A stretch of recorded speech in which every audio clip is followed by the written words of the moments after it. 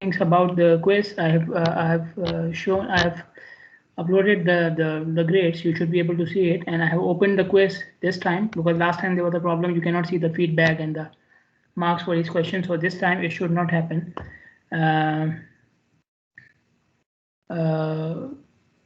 You should be able to see the marks as well as the feedback and everything. Secondly, what I saw in the quiz that obviously, you guys always complain that we don't have enough time. But what I have seen in the quiz that most of you did some extra work which was not required in the question, and then were complaining about the time. For example, in the question about the aerial photograph, I did not ask you to calculate the focal length. I just asked you to calculate the distance. When you're doing extra steps, it will take extra time. Most of you calculate the focal length without any reason. Secondly, for the earthwork question, I did not ask for any mass hall diagram, for any mass hall ordinates and something. Okay, and I asked you, if you are uploading the Excel file, you do not need to show me the sample calculation. I can see the calculation from the table itself, the Excel. Okay, but you did double work. You did the Excel sheet, you uploaded the Excel sheet, then you showed me the work. So this is why, it took extra time. So next time, be careful. You will not, some of you didn't have extra time, and I allowed them to upload the file after the quiz through Teams. Okay, and I accepted that. But I'm saying for future, you may not have that chance, or for other courses, you may not have that chance. Okay, so be careful, read the question, do whatever is required, and that's it. Okay. Now today I will just go on with the calculations of the parking data. Okay, so in the previous class we have studied the need for parking studies, what facilities we have, and the different types of the terminologies, parking terminologies, and the data we collect. So inventory, turnover, accumulation, we have gone through them. Now you see two equations on the slide here. One of them is for demand and the other one is for supply. So demand is calculated by multiplying the number of vehicles with the duration. Okay, now in the previous class I told you, you calculate all the things from the accumulation study. So when you are doing accumulation study, so basically you are counting number of vehicles after every time interval, right? So one time interval may be for 1 hour or 2 hours. So for example, one car was observed 2 times in 2 time intervals. So that means, and 1 time interval means 1 hour. So for that car, the duration is 1 hour or 2 hours, sorry. So if you have 10 cars like that, then number of cars will be 10 and the time will be 2 hours. Okay, so n into 10 into 2 will give you 20 space hours. Okay, so the unit for demand is the space hours. Okay, because you are multiplying number of cars which require spaces and with a time which is hours. Okay, so the unit of demand will be space hours, and it is taken from the accumulation study. You count the number of cars which you have for different time intervals. Okay, how many were observed for 2 time intervals, 3 time intervals, 1 time interval, and then you multiply that number with the duration of the time intervals. Okay, so the duration is 1 hour. It's very simple. If you observed it twice, that means it is parked for 2 hours. So all the cars which were observed twice must be multiplied by 2, and so on. Then you have this equation for supply. The equation for supply is basically the simple equation is time for which each space is allowed, or each space is available. Okay, and you do the summation for all the spaces. So I showed you in the previous lecture that some spaces may not be available throughout the day.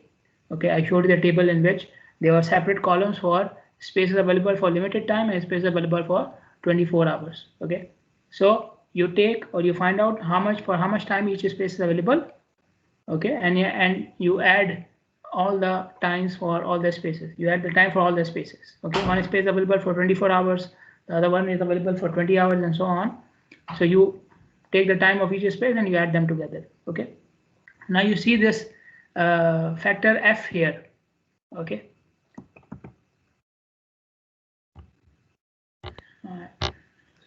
okay, I'm not sharing the slides and you are not telling me.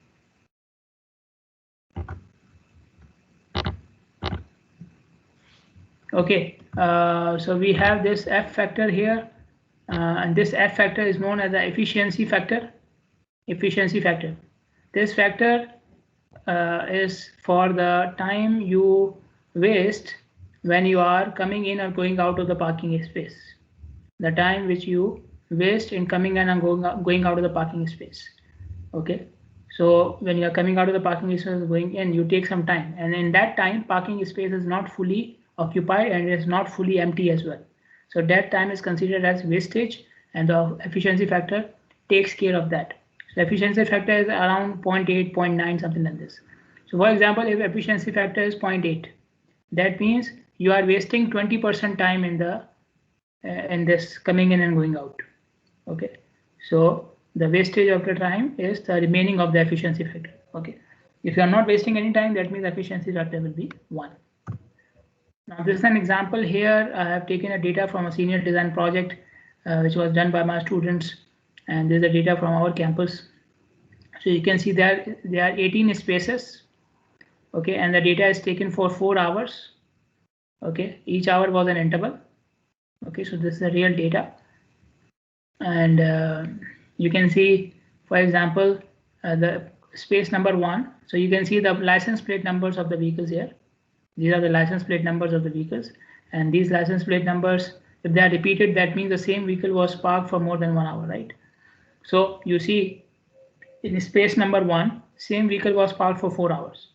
Space number 2 has the same thing. Space number 3, one vehicle was parked at 10 a.m. and the next hour another one was parked, and the remaining 2 hours there was some other vehicle parked. Okay, so this one was parked for 2 hours. Okay, then if you come to space 6, you will find first hour one vehicle, second hour another vehicle, and the remaining 2 hours it was empty. So empty cell means this space was empty. Okay, now we have to calculate for this data accumulation, turnover rate, demand, and supply, and the efficiency factor is given as 85%. Now let's start with accumulation, because accumulation is very easy. For each hour, count how many spaces were filled, how many cars were there. So there are 18 spaces. In the first hour, accumulation. Second hour, why 18? Because all spaces are filled. All spaces are filled means it's 18. Second hour, again 18. Third hour, you see 2 spaces are empty. So the remaining is 16. So the third hour accumulation is 16. And the fourth hour, 1, 2, 3, 4, 5, 6, 7 spaces are empty. That means 11 are filled. So in the fourth hour, the accumulation is 11. Okay, so you can prepare a table and a graph like this. You see.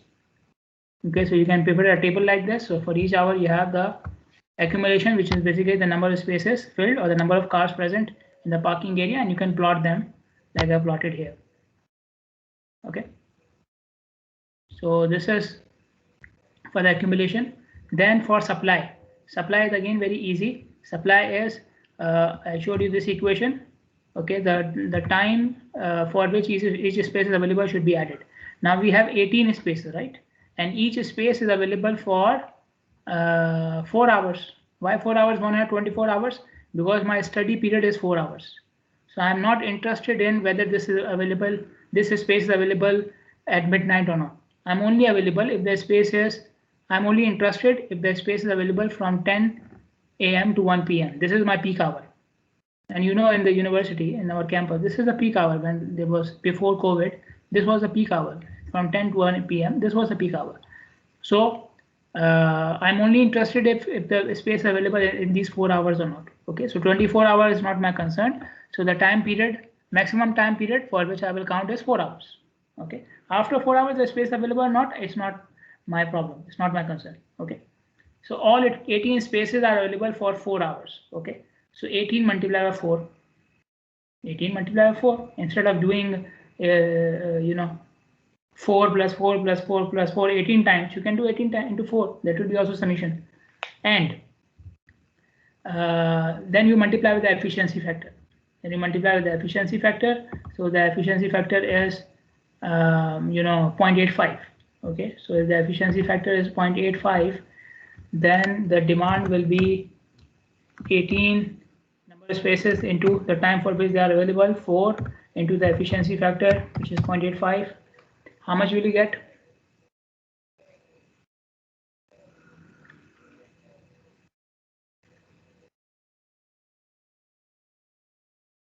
Yes, the demand. How much is it? Sorry, this is supply. This is the supply, not the demand. This is supply.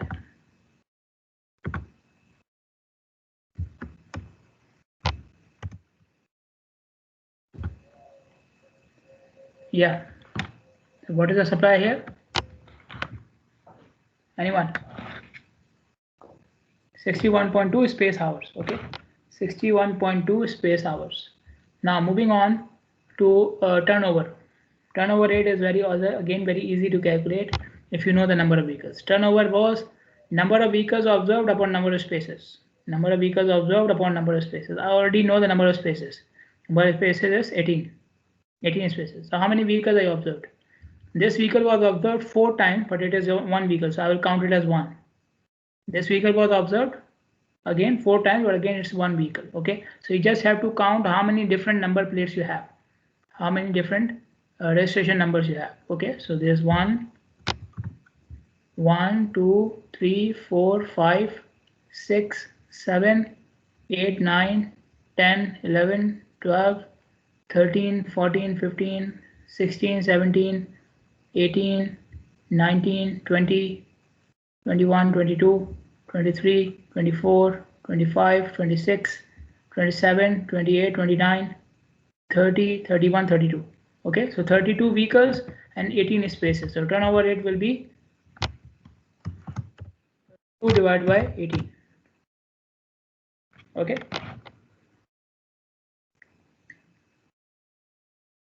So you can calculate how much is it. Okay. And for demand, I told you, take the duration, multiply by the number of vehicles. Okay. So I have 4 intervals, right? And each interval is 4 hours. Oh, sorry, each interval is 1 hour. So duration can be 1 hour, 2 hours, 3 hours, or 4 hours. Okay, did you calculate it? Yes, this value is correct. Okay, 1.78. So each space was used on average by 1.78 vehicles. Each space was used on average by 1.78 vehicles. Okay, now for demand, I need to find how many vehicles were observed for 4 intervals, how many for 3 intervals, how many for 2 intervals, how many for 1 interval. Okay, so for example, how many vehicles were observed for 4 intervals? So you have this one, then this one. Okay, so 2, then this one 3, and this one is 4. Okay, I don't think there's any other vehicle which is observed 4 times. Okay, so 4 vehicles observed. 4 intervals means 4 hours. Okay, because we are multiplying with the number of hours. So 4 vehicles observed for 4 hours. Okay, then how many vehicles are observed for 3 hours? Okay, so 3 hours.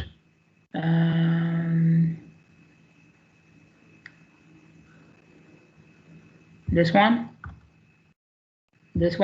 so 2, then this one is 3, this one is 4, this one is 5, and let me count again, because I did the counting next in the previous section as well, so I don't think this is correct. Okay, so 4 times 4 times.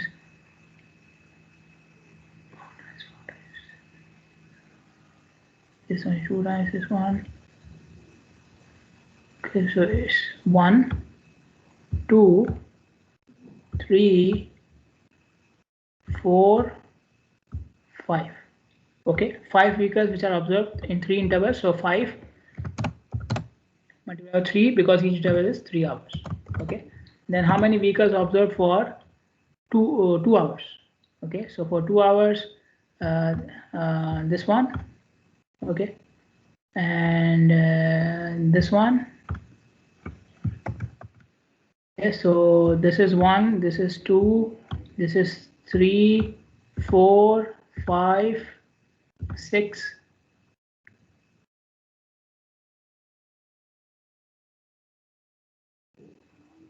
7, 8, and 9. Okay, 9. So 9 multiplied by 2. Okay, and then how many are remaining?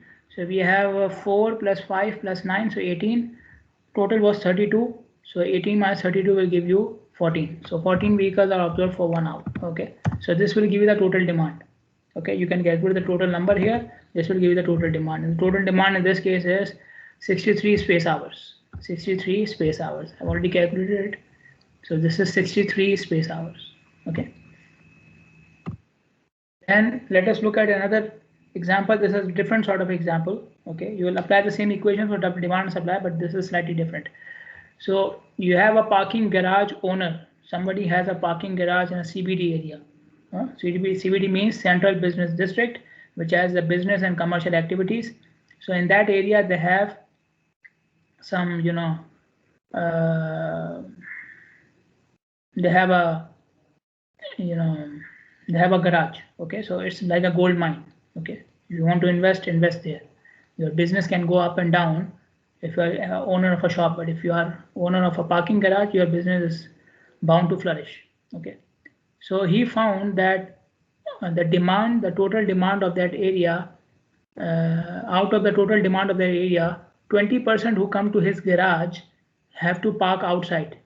They do not find the space inside the garage. 20% of the people who are coming to his garage do not find the parking inside, and they have to go outside, or they have to be turned away.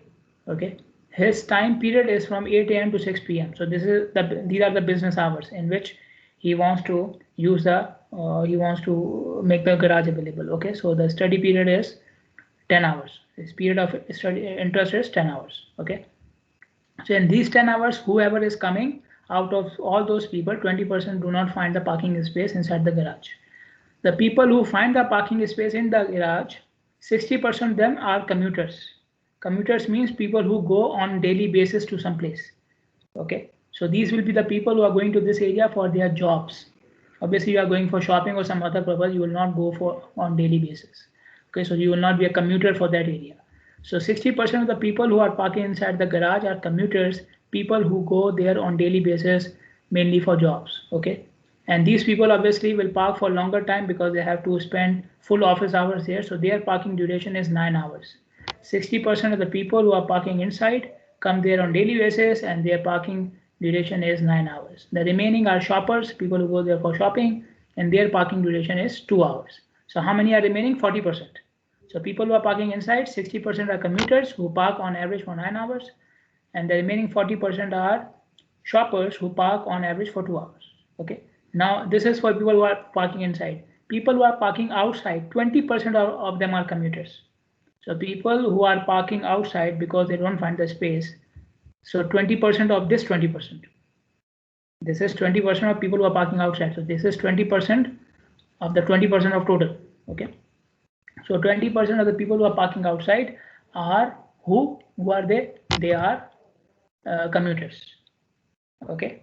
So 20% of the people parking outside are parking for 9 hours because commuters park for 9 hours.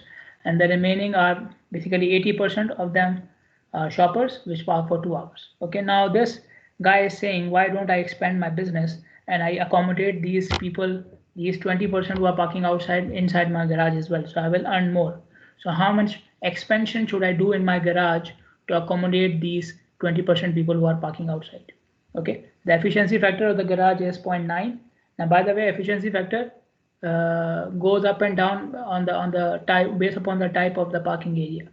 Usually on-street parking is easier, so the efficiency factor is higher as compared to the off-street parking where you have to go inside the parking area and find the space and so on. Okay, so efficiency factor for the parking areas which are not easy for the drivers to park will be lower. Okay, first of all, let us calculate the demand for the people outside and inside. For the people inside, so we have the demand number of vehicles multiplied by the time. Okay, now in the question they said total number of vehicles going in the parking garage is 200. So this is the volume. The parking volume is 200.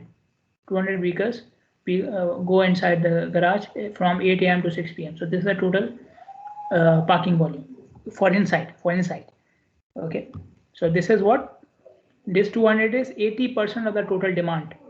This 200 is 80% of the total demand because inside the garage only 80% of the total demand is there. Okay, so this 200 is the volume inside the garage and this is 80% of total demand. Okay, Keep it in mind. So from 200, 60% are shoppers, 60% are commuters, and they park for 9 hours. So 200 into 0.6 to get the number of vehicles multiplied by the duration, which is 9 hours. Okay, I need N and T, right? So N will be 200 into 0.6. 200 is the total for inside, and 0.6 is the proportion of commuters, and N is 9 is the duration for the commuters. So space hours demand incorporated within the garage for commuters 1080 space hours. Similarly, remaining is shoppers, so 200 into 0.4 into 2 hours of duration, so 160 space hours. Okay, if you add them together, you will get 1240. Okay, total demand 1240 space hours are served inside the garage. Okay, now how much is the actual demand? How much is the actual demand? So we said 200 is 80% of demand. So 200 upon 0.8 will give you the total demand. 200 upon will give you the total demand, because 200 is 80% of the total demand. So 200 upon 0.8, okay, you will get 250. If you do 200 upon 0.8, you will get 250. Then how much? So out of this 250, how many are inside? 200, right? So 200 upon 0.8 total demand minus demand going inside, which is 200. So the remaining is 50. So we have to incorporate these 50 vehicles outside the parking area. We have to incorporate these 50 vehicles and outside the inside the parking area. These vehicles are currently parking outside. 50 vehicles are currently parking outside in my duration. Okay. So what is the demand of these 50 vehicles? How much is the demand of these 50 vehicles? So 0.2 into 50, because 20% are commuters. So 0.2 into 50 into the duration of commuter, which is 9 hours. So 90 space hours are parking outside for commuters. Then the remaining is shoppers. So 0.8, 80% into 50, the total volume outside, multiplied by the duration of the shoppers, which is 2 hours. Okay, so 80 space hours for shoppers parking outside. Okay, if you add the total demand, the total inside plus outside, you will get 1410. Out of 1410, you are serving 1240 inside. Okay, so how many are left outside? 170. 1410 minus 1240 gives you 170. So I have to incorporate these 170 space hours inside my parking area. Okay, so the extra supply I want to give is 170. So I will put supply equal to 170. F is given in the question 0.9. Okay, I only need T here, summation of T. So T is what? Number of spaces, sorry, the time for which each space is available, right? The time for which each space is available. Now for how much time I want the space to be available? I want each space to be available for 10 hours, right? From 8 a.m. to 6 p.m., 10 hours. So each space must be available for 10 hours. Okay, now you can do 10 plus 10 plus 10 plus 10, but since the time is same for all the spaces, then instead of doing 10 plus 10 plus 10, I'll just simply do 10 into n, right? Like we did in the previous example. 10 into n, where n is what? Number of spaces. So 0.9 efficiency factor, 10 is the time for which you want each space to be, and n is the number of spaces, and this should all be equal to 170. So n comes out to be 18.89. So you need 18.89 spaces to cover this 170 space hours of demand. Okay, obviously you will not provide 18.89 spaces, you have to provide full 19 spaces. So at least 19 spaces must be added to the parking area to accommodate the remaining demand. Okay. Then, so the slides which we have covered up till now were from geometric design. Were from chapter 4. The slides which I have covered up till now were from chapter 4. Slides from here onwards are from chapter 15. So chapter 15, as we all know, is about geometric design. So now we will discuss geometric design of parking facilities. In geometric design of parking facilities, we are trying to find out two things: dimension of the parking spaces as well as the parking area, and arrangement of the parking spaces. Parking bays means parking spaces. Parking bays means parking spaces. So first of all, we need to find out how much will be the dimension of each parking space and how much should be the dimension of the entire parking area, and then in what arrangement should we provide the parking bays or parking spaces. We have to follow two criteria or two objectives. First of all, the access into the parking space should be safe and easy. The access into the parking space should be safe and easy. So you have to make sure that you have enough space so that the vehicle, when it is going inside the parking space or coming out, it has enough space to do that. It is not touching any other vehicle while it's doing that. So you must have enough space to make sure the vehicles can go and come out safely from the parking spaces. And obviously, if the space is wide enough, then the access will be easy. To go into tight spaces, you need more. It becomes more complicated. But if the space is wide enough, the access is easy. And secondly, you have to look for the side distances inside the parking area, because vehicles will go from one lane to the other lane, right? So first of all, make sure you are providing extra spaces so that the vehicle in one lane can go to the other lane. Vehicle from one space can go to the exit and entry easily, and so on and so forth. Okay, so make sure there are pathways available to go inside the parking area and come out of the parking area, to go inside each space. There's enough space to go inside the parking space and come out. Okay, and make sure you have enough side distance as well, so when the vehicles are turning and coming out, they can see the lane in which they are coming. Okay, so this is what you mean by safe and easy access. Then secondly, this is extremely important for on-street parking, which is beside the road, and I will show you how do we do it in the next slide.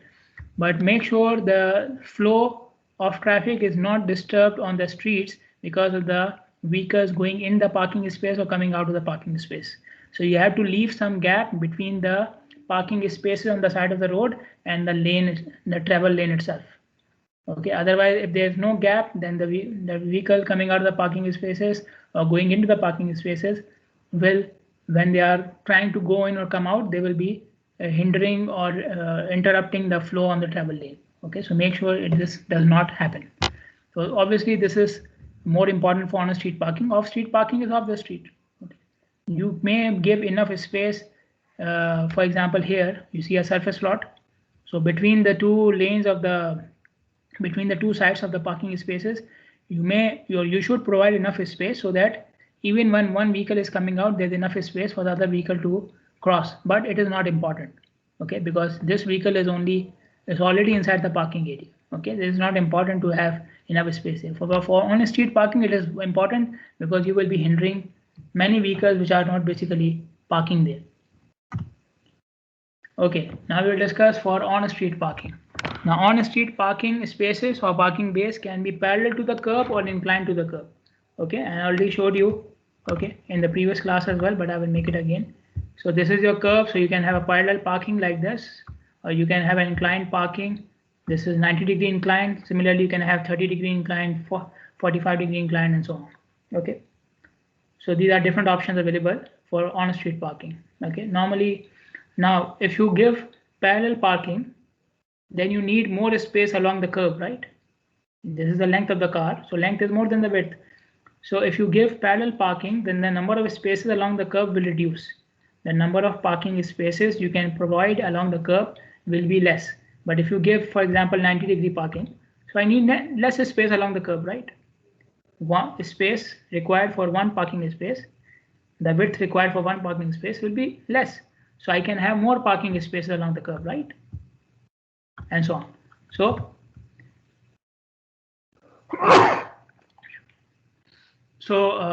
the angle of inclination can increase the number of parking spaces along the curb. Okay, so basically parallel parking, which has zero angle of inclination, right? Parallel means zero angle of inclination. So when you increase the angle of inclination, the number of parking spaces along the curb also increases. Okay, so 90-degree will have the maximum number of spaces and parallel will have the minimum. Okay, but you have to look for the other things as well.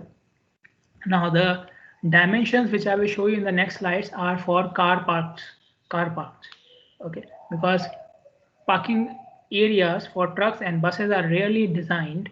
Okay, and when they are designed, then you can just take the dimension of the bus and the truck. Okay, but it will be a very special case. Okay, so we are not discussing these special cases right now. This is our first course for geometric design, so we will just discuss the most common and the most important case, which is for the car parks. So this is the on-street parking dimensions, okay, for cars. Okay, now parallel parking is very rarely used, and I told you the reason, because then the number of spaces will be less. Okay, so you can see the dimensions here. Parallel parking again in Bahrain is again very rarely used. It is used. I have seen it now. Okay, earlier I could not find them, but now I've seen it in Ali and Rifa and so on. So they are there, but they are very rarely used. Okay, so this one is for parallel, then 30 degree, 45 degree, 60 and 90. And these are the equations to calculate number of spaces along the road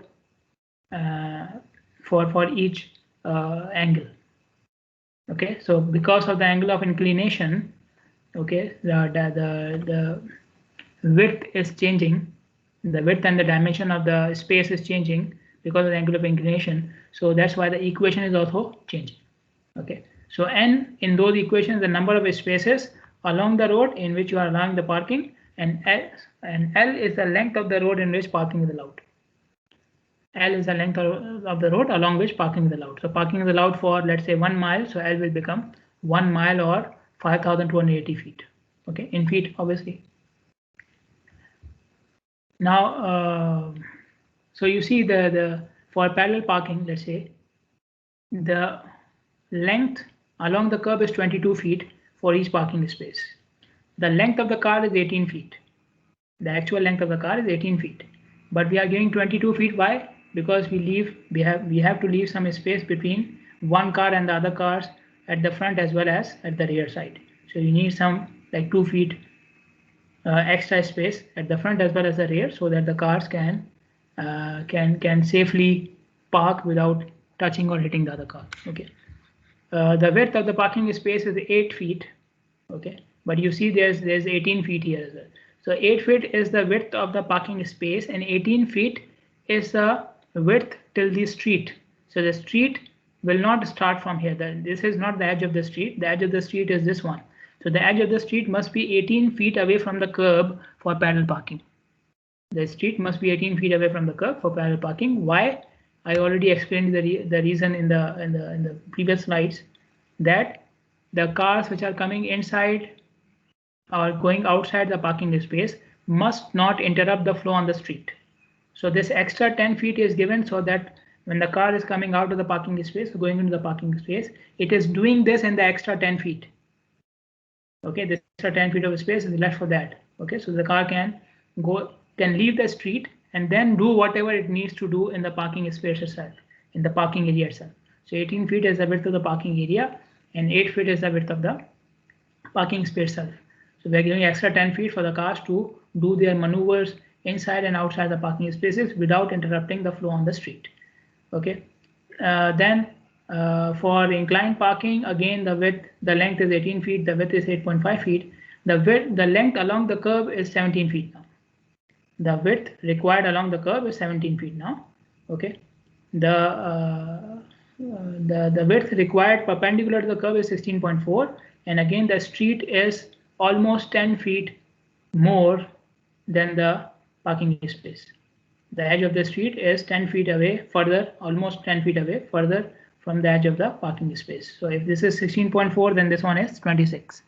Okay, again to make sure that you have enough space for maneuvering inside and coming outside the parking space without restricting the flow. Okay.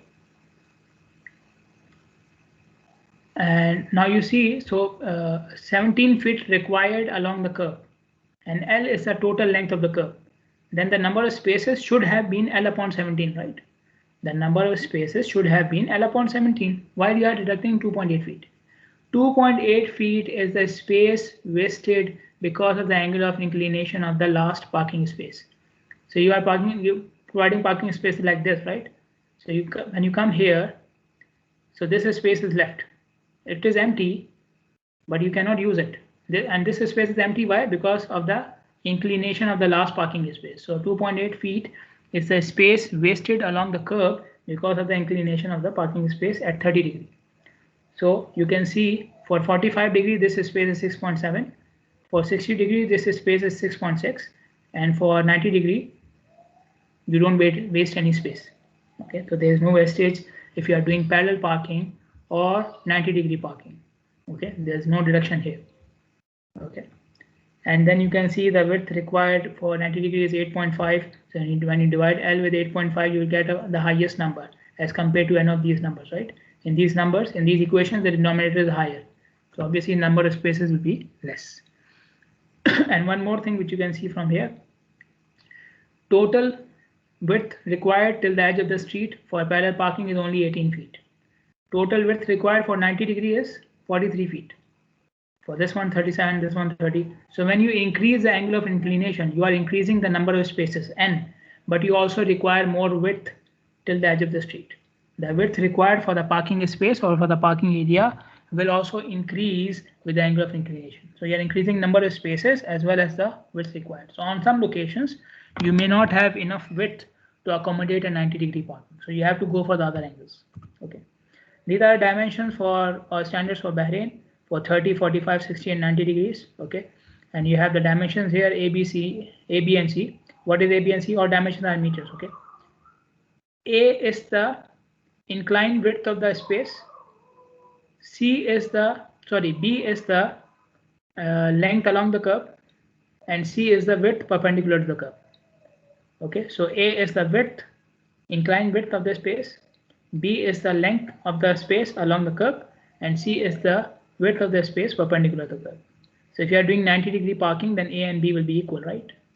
Inclined width and the length along the curve will be equal. Okay, so this is for on-street parking, the standards and everything, and we will continue on Thursday, inshallah. Okay, if you don't have any questions, I will go for the attendance.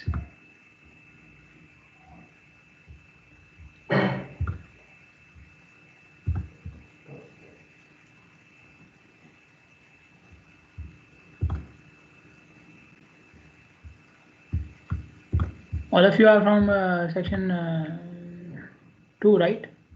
All of you are from section 2. I think the attendance will not take much time here. So we have Ala, Mahmoud, and Zahra. Done, right? Done. Okay. Yes. Done, right? Ala, Mahmoud, Zahra. Done. Okay. Thank you so much. See you guys on Thursday, inshallah. Assalamu alaikum.